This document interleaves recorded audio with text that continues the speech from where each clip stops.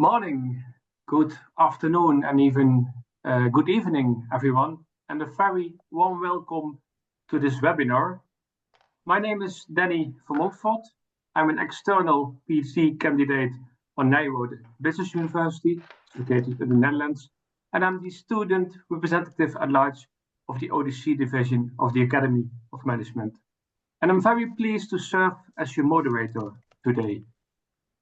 Today's session is inspired by a current special issue of the Journal of Change Management, titled Dynamic Approaches to Context and Change, Moving the Theoretical and Methodological Goalposts. The topic of today addresses a growing need in both research and practice to advance contextual studies of organizational change processes by focusing on context, how we understand, define, operationalize, study, and theorize context in change research. To do this, we need to shift our focus away from what context is to why it matters how we understand and work with context in our research. We are joined today by 5 brilliant editors connected to the Journal of Change Management.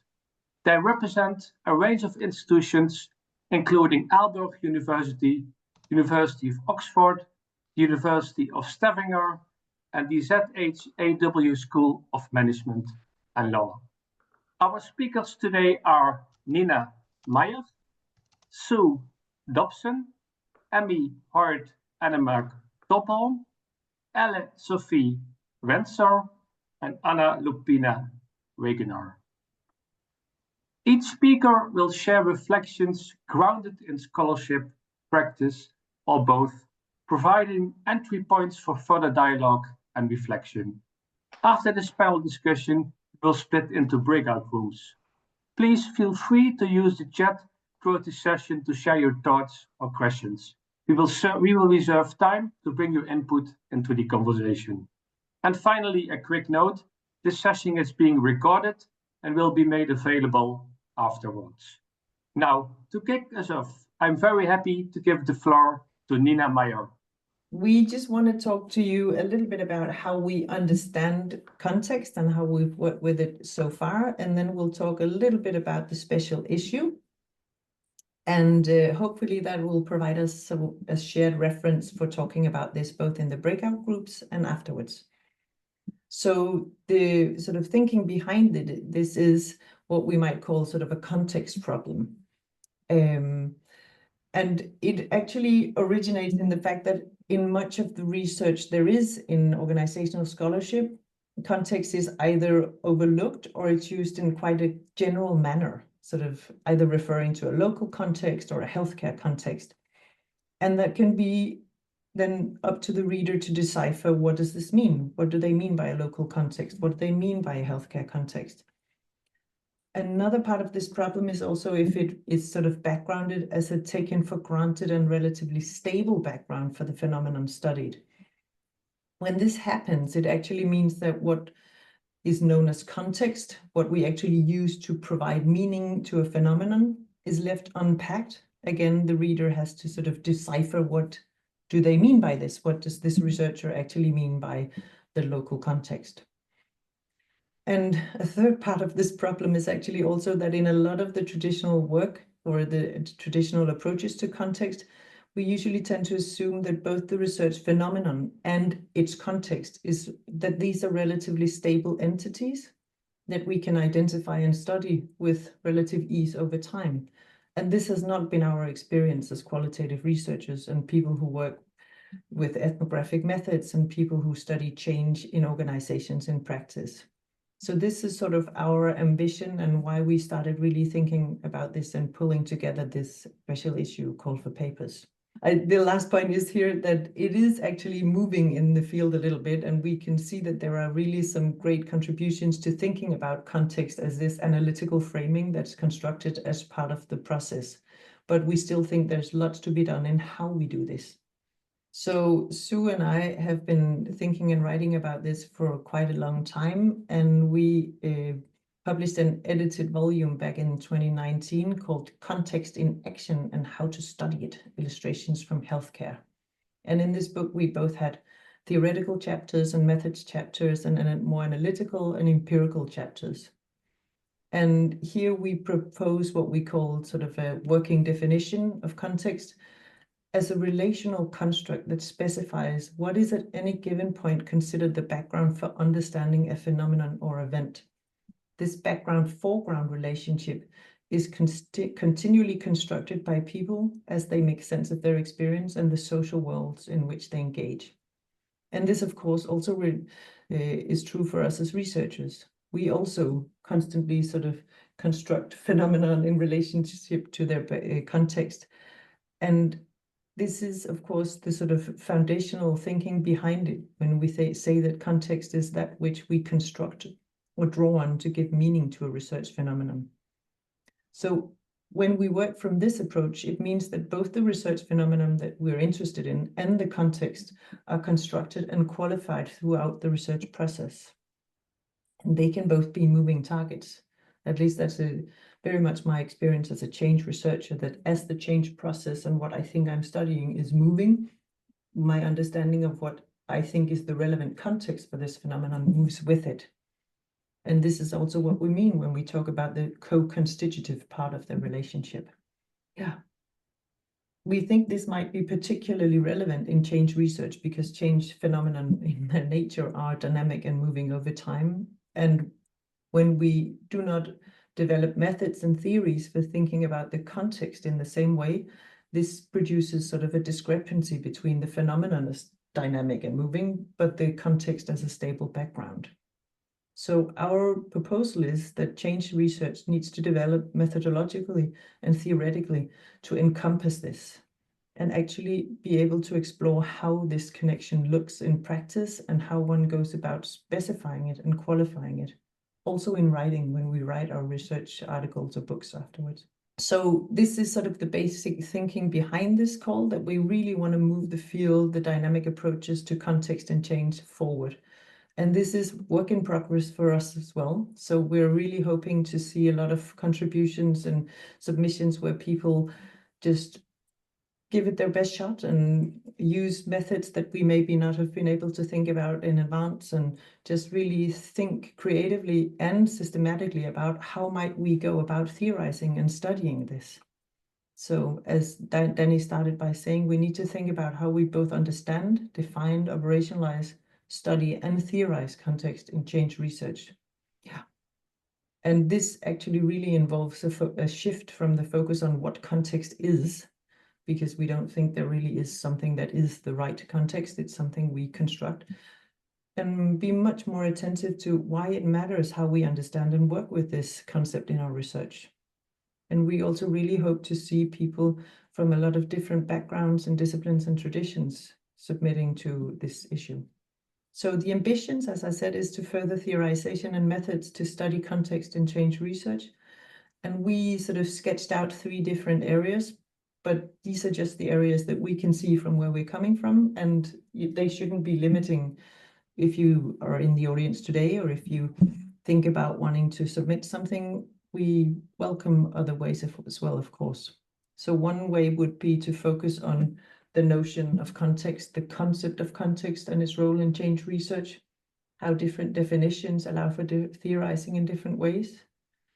Another one would be to look at sort of the relationship between actions, how collective enactments of context might be achieved, perhaps mediated by technology, how they might be conflictual, how they might look these kinds of contextualization processes in a research process. And the last bit is around change, how the different theoretical approaches to change take context into account, how the nature of change or aspects of temporality matter for how we study or theorize context, and so on and so forth. So this is what we also really hope that you'll start discussing with us today. Thank you so much, Nina, for this great introduction. Anna, may I hand it over to you to be the moderator of the panel discussion? Thank you, Danny. So I would like to move to the first question, and namely, in research and organizational change, Why does it matter how we understand and work with the concept of context? What is at stake in the way we frame context? Just to echo Nina's thoughts, it'd be great to use this opportunity to explore this really important context discussion. Yeah, so organizational change, we've probably all studied it. It's complicated because it takes place in a complex and evolving context. And of course, when we talk about context, I mean, Nina said it more elegantly than I can, but context varies over time and space. So it matters to really be curious about the time frame that we're doing research and the space, indeed, that we're exploring. And context also impacts on the assessment of the outcome of change. Change impact can't be assessed in a binary manner. Outcomes are complex, and very often the context, particularly the political context, really informs what change gets accepted, what's the evaluation of that change. And of course, context also shapes the evidence for change. Evidence is contestable, and context is really important to understand who's got the power to shape what's really matters. So what matters, I think, for me, and it's a theme that I've banged on about in my writing for many, many years, is that you can't see context as micro, meso, or macro levels of analysis. Individuals make sense of such multiple contexts by drawing on their own cognitive and indeed emotional judgments to create an understanding of context for them or their group. So in some ways, as researchers, we've got to get very curious about those constructions because how they make sense of that affects understanding. It also shapes action. So I think that's a really important aspect of why context matters. And in change studies, we need to look at issues of structure, process, and features of leadership action, all of which are fundamentally shaped by the configuration of the context and the time. And so I think it's particularly important, and something that I was not good at my early stage of career, is to understand that actually the emerging patterns of relationships are really critical in understanding change. And that is an important part of context. We are affected by actions of others who we've never really met. Policymakers, senior managers. Relationships, of course, are not face-to-face. So part of our duty as researchers is to fundamentally unpack the emotional entanglements and the political landscape of context, I think. So, what's at stake in the way that we frame it is, frankly, the difference between superficial work and work that might actually help in practice. That said, if you take this lens, you have to, as a researcher, do quite a lot of work about helping those people who are receiving your work and want to use it to unpack it. You have to work with them to also help them work through these aspects of context, to understand the change process that they've just gone through. So I think fundamentally context, and we're all agreed because we wouldn't be on this call if we weren't, is really critically important. But the level of sophistication about understanding its impact, I think, is what this call for papers and insights is really about. It's advancing what we currently know. So huge things at stake, I think. Okay, Heli, what about you? Is that right? Heli, we've worked together before. Let me pass it on to you. Thank you. So interesting. Thank you for so inspiring. So I just have to think, what do I think about context in this context being presented by your reflections that make me wonder. So I have kind of to step a little bit back and look into the research that I'm doing currently. And I'm very interested in virtual spaces like right now, one might say. It's because virtual spaces is just becoming a bigger part of work life, and also how organizations develop and expect their professionals, workers, and so forth to collaborate. So it gives new opportunities to also to work on wicked problems like people with many diseases and so forth. So I'm kind of looking into like video conversation as a virtual space, but for those who are participating, it's also a new space. And I used to show this photo here, like kind of saying you have a video, the virtual space, and you have participant from the hospital with the patient, and you have the general GP in his practice or her practice, and you have the municipality caretakers, and you have the relatives from home. But for them, it's also a new context. It's also a new clinical context. It's a new way of understanding each other and also being interdisciplinary. And it also physically is another context because they are operating from 4 different contexts or physical spaces. So there's kind of multiple contexts present at the same time. And somehow it only works by everybody pretending that there's no delay in talking and listening and so forth. So everybody kind of buy into this as if they're in a room together. That is not virtual, but it is. And this kind of being related and caring and so forth and being professional kind of interests me. Also so that we could develop some kind of shared cultural understanding what we get into, because I do know, like yesterday I had 5 hours of video meeting, and I could kind of feel that it was very different from my body and my head than attending physical meetings, you know.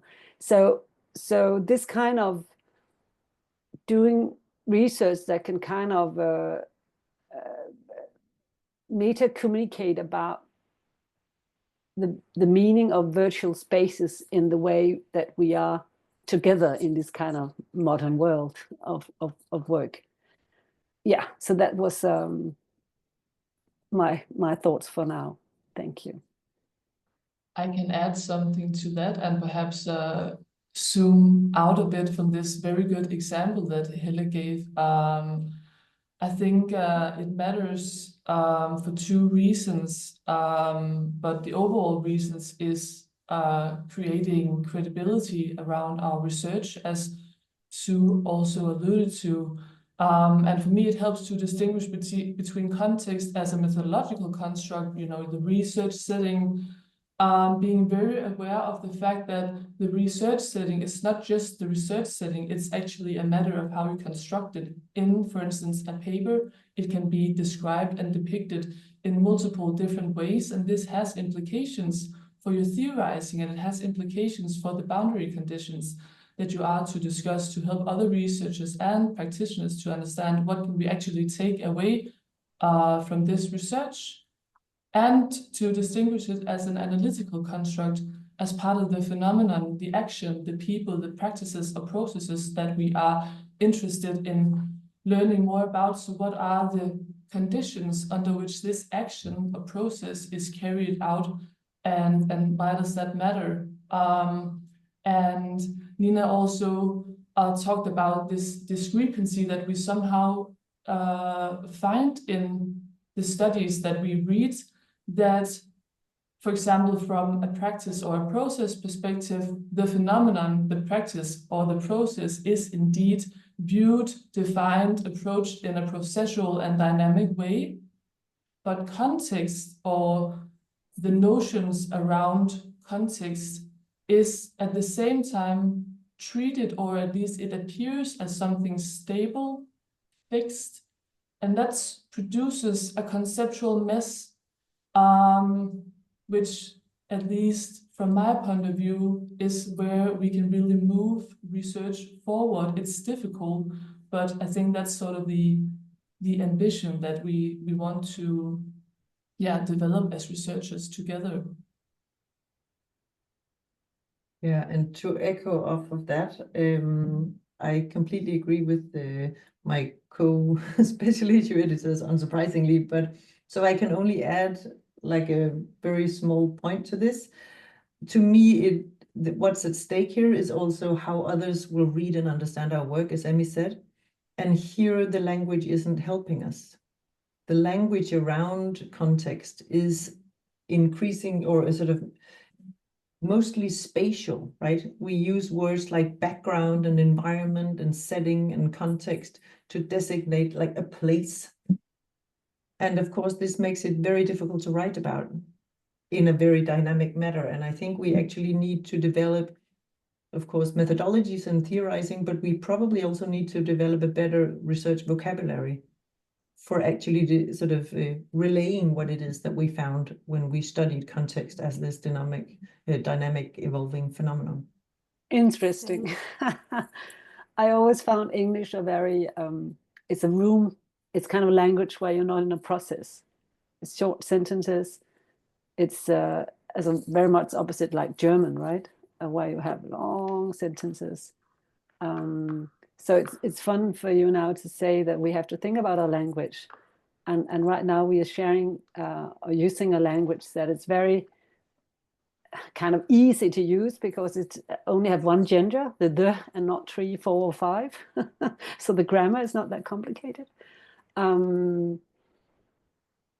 say something more, how we frame or create a way of talking where we don't lose the process. That's a little what I hear you say. It's more kind of being more aware on the temporal kind of everything that we kind of grasp by concepts and so forth. It's actually as constructions in something that is in a flux, that is moving. And you want to show the traces that when we do research, we all have to make the traces talk back somehow, be more easy to identify and not to purificate. Or as a purification. I think Latour often uses this word of what we do when we do research, especially natural science, is purification, kind of leaving out the process and the context all the time, until that you're kind of left with facts. Yes, but please stop me talking. Nina. I think it's a very relevant issue that you raise, Helle, and I think that's our challenge in this special issue to actually move our thinking forward here. Thank you, David.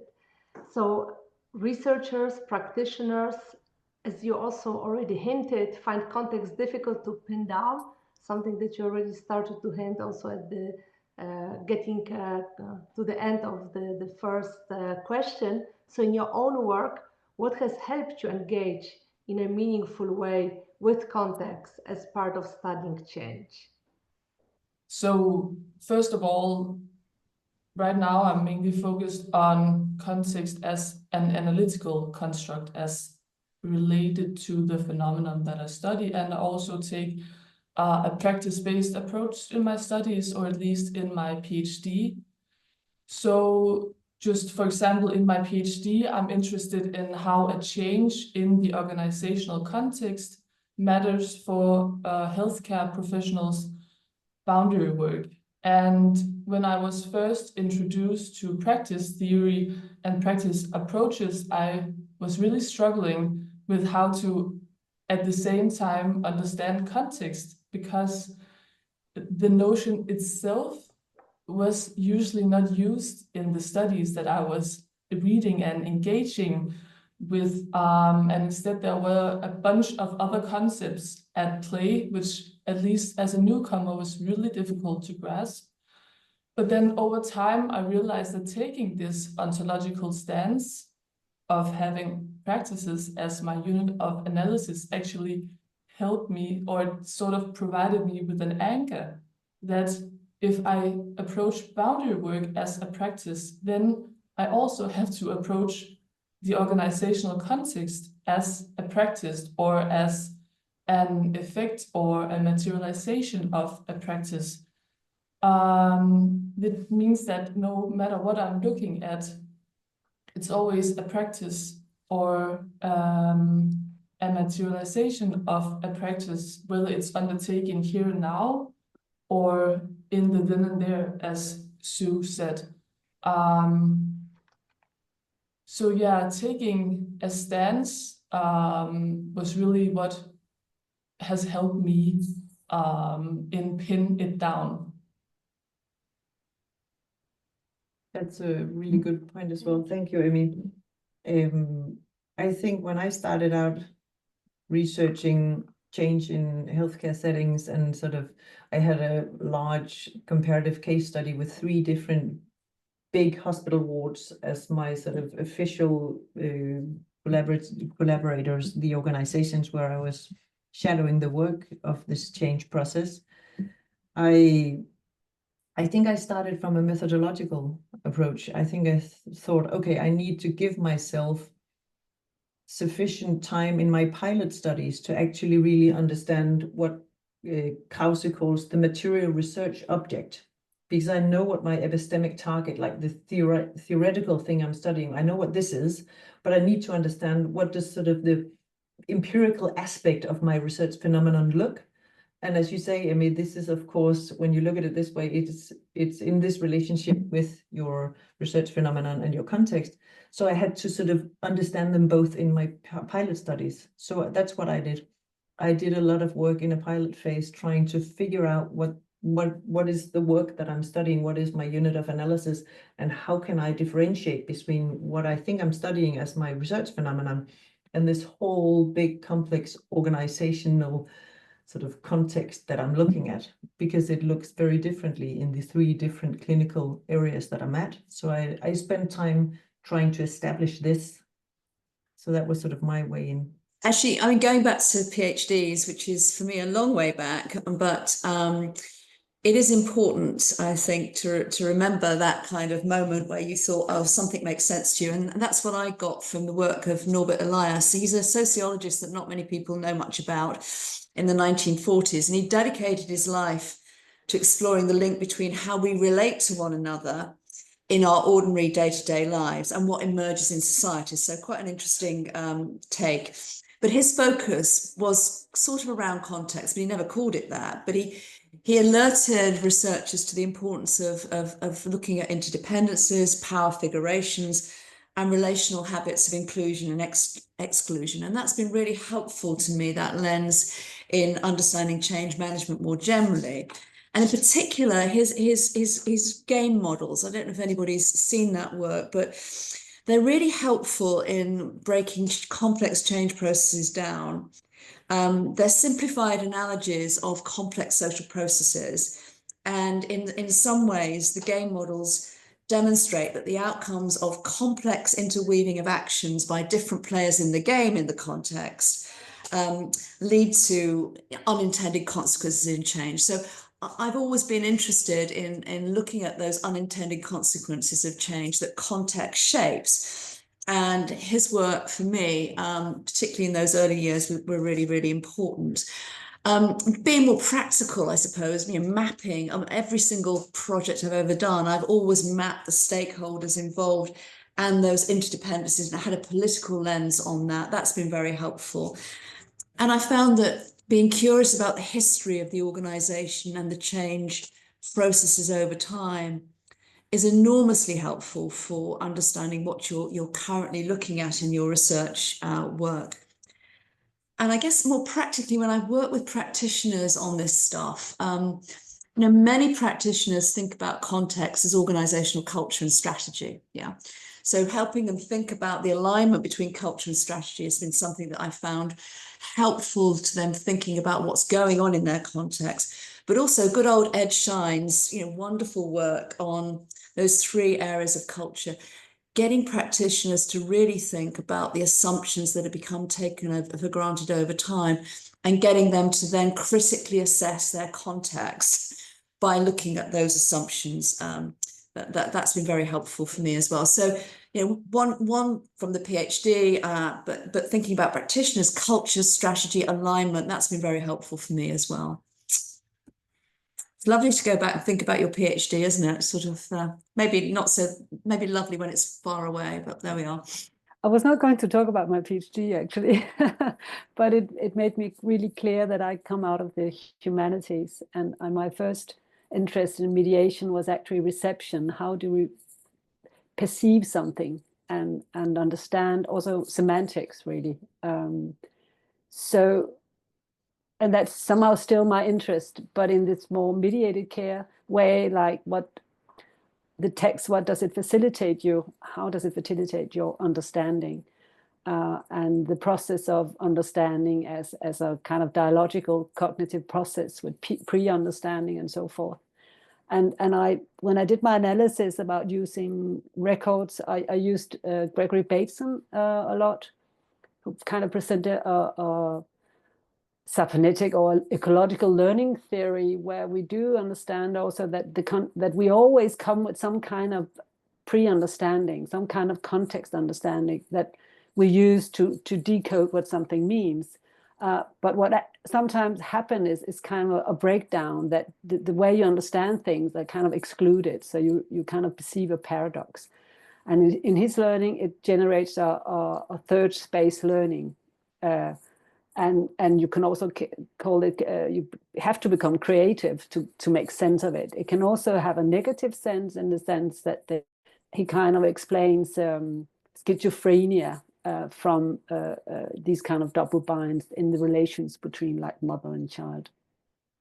But never mind. Then I really enjoyed working with this book of Anne-Marie Moll on body ontologies, and then Latour using making social technical studies, where what I really do now is see how things are done, and also pay much attention to the tools that you use, and language only being a part of it, and also looking to what is possible to say and what's not possible to say, in the sense that the media we create leaves a lot out, leaves a lot of what you would normally say about what you're doing or what you want your colleague to know.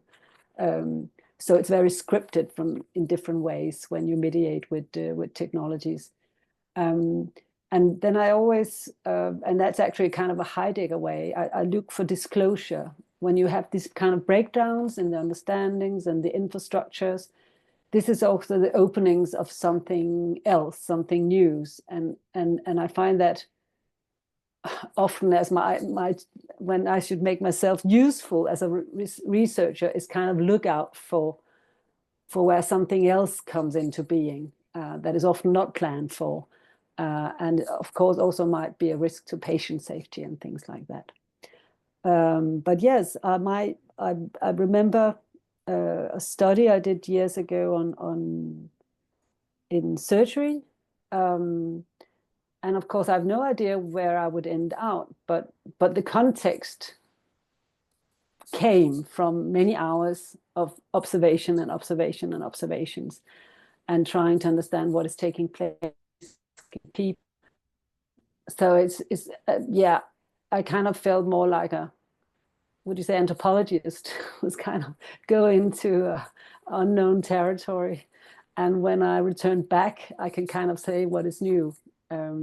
Yeah, so I'm even more curious now. You already hinted and pointed that context is dynamic, and you gave examples also how context can be dynamic. But how does this dynamic context affect the way we study change? My take on it is that, at least, I mean, that's what we're hoping to get out of this special issue, is a lot of work in this area, right? I'm a qualitative researcher. I do organizational ethnography. So my sort of preference as a researcher is to do observations and do lots of different kinds of interviews, read a lot of documents, and follow work practices as they evolve, for instance, in change processes over time. So I think when you want to look at context as something that is dynamic and it evolves with the change process over time, at least I need to sort of have this in mind in my systematic way of producing the empirical material, in my field notes and in the documents that I read, and how often I go back to see if there are new documents, and in the interviews. And so I have to sort of build a systematic approach and sort of my archive, where I'm sort of I'm pulling things in, and I know I don't understand everything right now, and I know that I will qualify my understanding of both the phenomenon and the context and how I sort of write about it in my text. But I tend to think of it as sort of making an archive that will help me analyze both the phenomenon and the context, if that makes sense. Yeah, maybe I'll just follow on, Nina.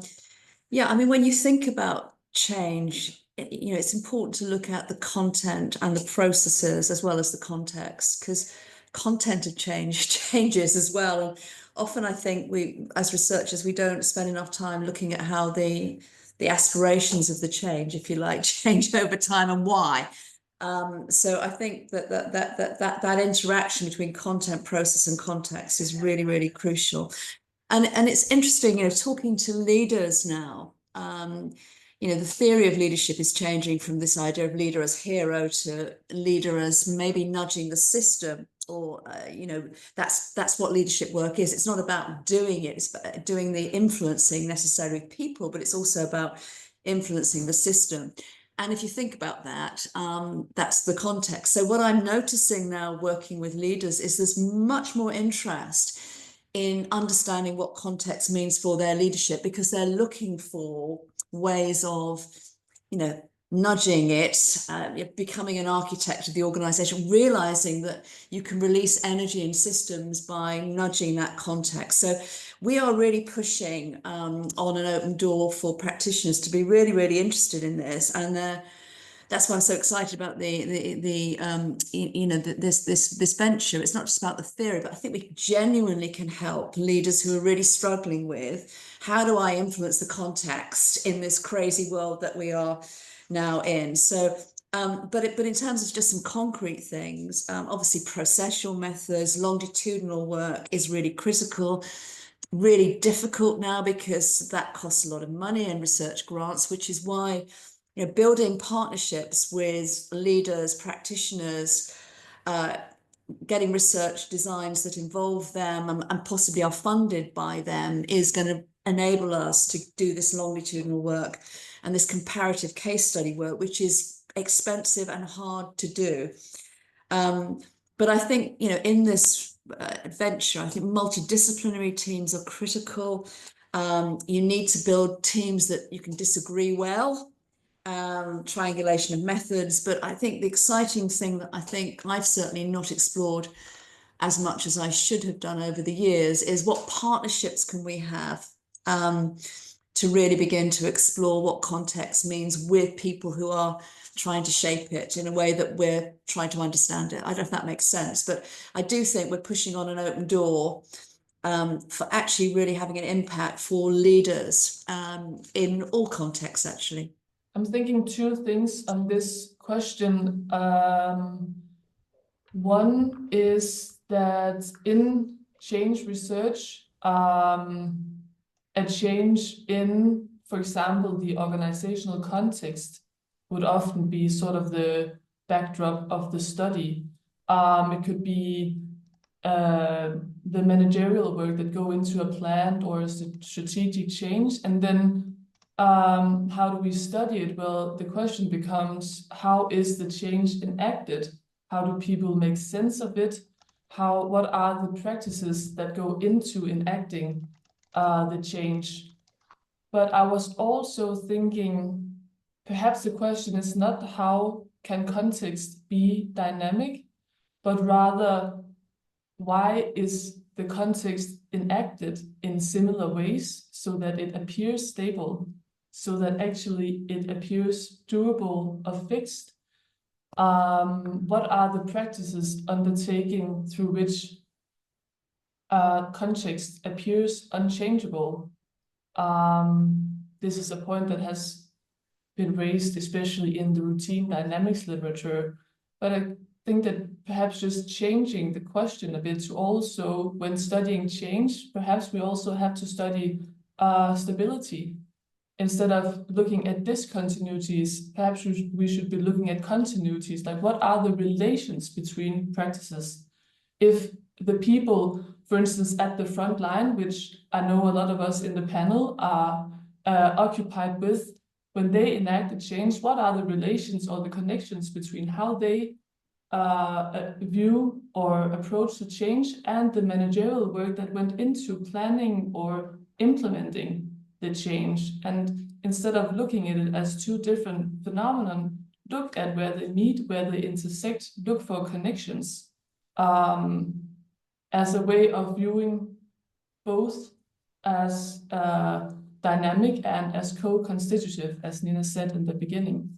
1 minute, highlight the methodological and theoretical challenges and opportunities. 1 minute, and then we move to the for each of you, and then we will continue the discussion in smaller groups to enrich our conversation. Yeah, 2 brief points would be: one, I still find it very difficult to approach context and practice and to approach it in a theoretical way and to operationalize it. So how do I actually analyze my data if I'm interested in context and all I know is that it's some sort of practice or a materialization of some sort of practice, and how do I create credibility around that? I find that very difficult, and I found that there are very few resources to rely on. The second thing is that in addition to that, it really helps me have a specific theoretical lens when to approach context in a meaningful way. So, for example, work with the notion of sense making, to be able to analyze exactly how people make sense of a change that they are to enact. So I really think that theory is what helps us articulate what is difficult to articulate and understand. Thank you so much, Emmy. And how about you, Nina? Yeah, and adding on that, I think here is also, from my perspective, it's very important that I keep sort of a straight line in my head. When am I thinking about context as dynamic, as a methodological aspect of my work, something that I will need to study as dynamic as it changes and evolves over time as people enact the change and therefore also enact their understanding of the context and so on and so forth. That's one part of it, right? And the other part of it is also, if in my study I'm actually using sense-making theory to analyze this rich fieldwork where I can see how people are creating dynamic collective understandings of context, then that's a different thing. So I need to sort of focus on, what does context mean in this particular piece of research? Is it at the forefront, how people construct and enact contexts and change at the same time? Is this what I'm studying? Or am I studying a specific thing where I found the relevant context for this, and then I have to focus on the steps that I'm using to do this as a researcher, so I can present this in a reasonable and sort of readable way to the reader? I think both theoretically and methodologically, it's building multidisciplinary teams where you can have rigorous debate about and just push each other. I think that's the challenge, to get teams together that are sufficiently different to really begin to explore the issues. That's well. I use something called dialogue design from participatory design, that is actually to gather those people who have the knowledge of an activity that you either have to redesign or do, and let them share understandings together, and that can facilitate them also negotiating solutions and so forth, to try and kind of just articulate a common understanding of something. But I just wanted to add something, that you always enter with some kind of context in your research, and often it is that you lack the context. So the first thing is always to try and understand those who do things here, what is their understanding? So you actually had to learn from their context understanding. So I think that's the first thing, really, to learn from those that you observe. And then analytically, I've been using activity theory quite a lot. It's a cultural historical tradition where you see things like historical and cultural develop over time, and tools is a part of it. And they kind of gives a dialectical way of you looking at things and analyzing things that can be helpful, at least for me. Now it's the time to engage into collective discussion. Take me just a moment to get us set up, but we are going to go into breakout groups. It looks like we have a number of people who have exited our meeting, so we'll actually just do 4 breakout sessions. Should look like this. We have this is the discussion question we left off with. And so we just introduce yourselves in your breakout groups, and then you can use these spaces for notes. Okay, enjoy, and I'll see you on the other side.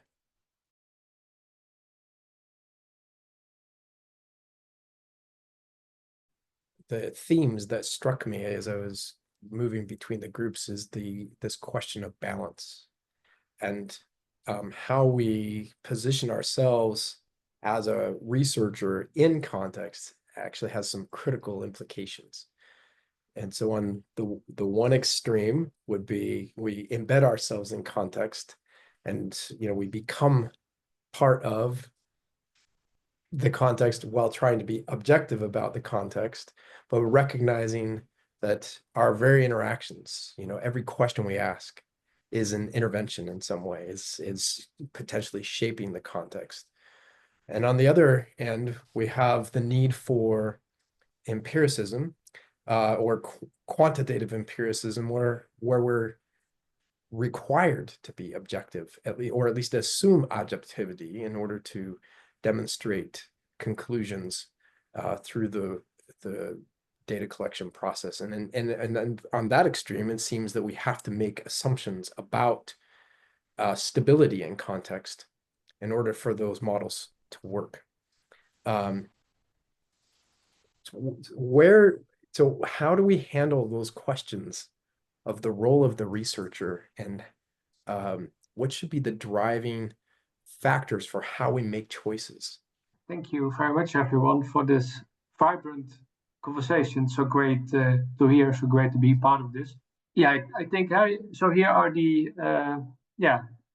ODC division has some social media platforms. You can reach the ODC division here. And when we go to the next slide, sorry. Yeah, I think this is also very important for purpose of today's session. So as mentioned, the call for papers is still open. And then I want to say thank you to all of the participants for being here today, for sharing your reflections or posing questions. And a special thanks to all the people from GCM.